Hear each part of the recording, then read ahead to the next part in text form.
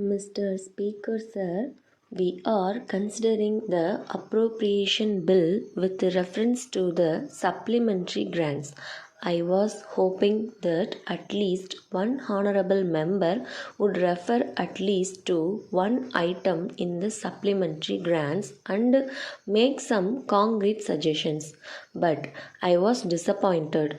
I would request honorable members to bear in mind that we have to follow the rules of debate at least to some extent. It is not as if the minister can answer any point at any time. We come prepared with reference to the subject matter which is to be discussed. So, honorable members should not feel sorry if I am unable to reply to some points raised here. I am grateful to the deputy leader of the opposition for his constructive speech. After all, we are interested in the welfare of the people, and all of us are eager that our country should prosper. We want that the various needs of the people should be met. In the method of doing this, there may be difference of opinion in regard to certain matters, but it should not stand in the way of our cooperating where we agree. One honorable member referred to the need for improving irrigation facilities. I may inform him that we are anxious to increase production of food grains. The government will do their best to increase food production. If, as a matter of fact, food production can be increased in any part of the country by a simple scheme as suggested by him, we will look into the matter. Then, as regards bus transport, he referred to the attitude of the conductors towards passengers. I do not know how far his change is true. I agree that there are certain people not only in transport service but in other walks of life also who are unpleasant to other persons. But I may tell the honorable member that if there are bad people in transport service, they should be looked. If he had brought to the notice of the government specific instance, we could have taken action, but he made only a general charge. I know come to the subject of loudspeakers. When one meeting is addressed by one party and another meeting which is held just nearby is addressed by another party. If loudspeakers are installed, it will result in shouting and confusion.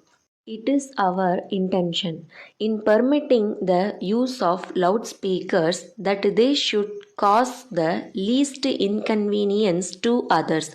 It is only with this object in view that the use of loudspeakers is regulated.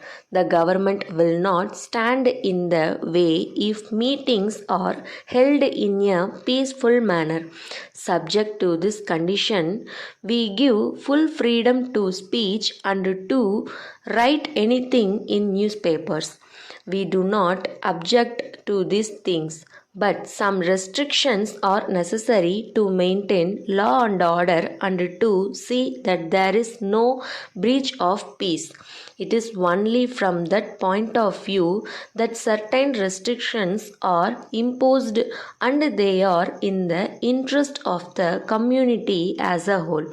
If it is possible to make any relaxation, I shall gladly do it. We do not stand in the way of peaceful propaganda and the propagation of opinion by peaceful methods. I thank the honorable members for having cooperated with me and the government and for having made useful suggestions during the debate. We can take pride in the fact that our debate has been at a high level. I am sure that any stranger who has watched our proceeding will give a certificate to that effect. Letter from Ganesh Food Stores, Mumbai to the Indian Biscuit Company, Pune. Dear Sirs, we are very sorry to inform you that we have received a number of complaints from our customers to the effect that on opening the tins of cream biscuits sent by you, they found that the contents were in a very broken condition. In this connection, we may tell you that your consignment of these biscuits was delivered to us on 8th June. As soon as it was received, the boxes containing the tins were opened by our men in our presence, and at that time there were no signs of damage. We therefore assume that when the goods left you, they were already in a damaged state. We can sell these biscuits easily if they are up to the standard, but we think you will agree that their appearance and conditions are also important in the same manner as their taste.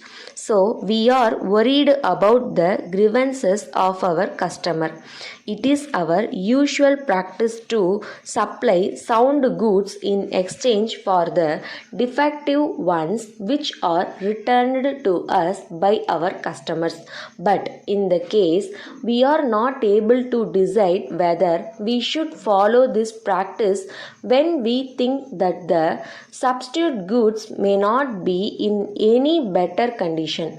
So, we shall be pleased if you let us know how you can help us out of our difficulty. Yours faithfully.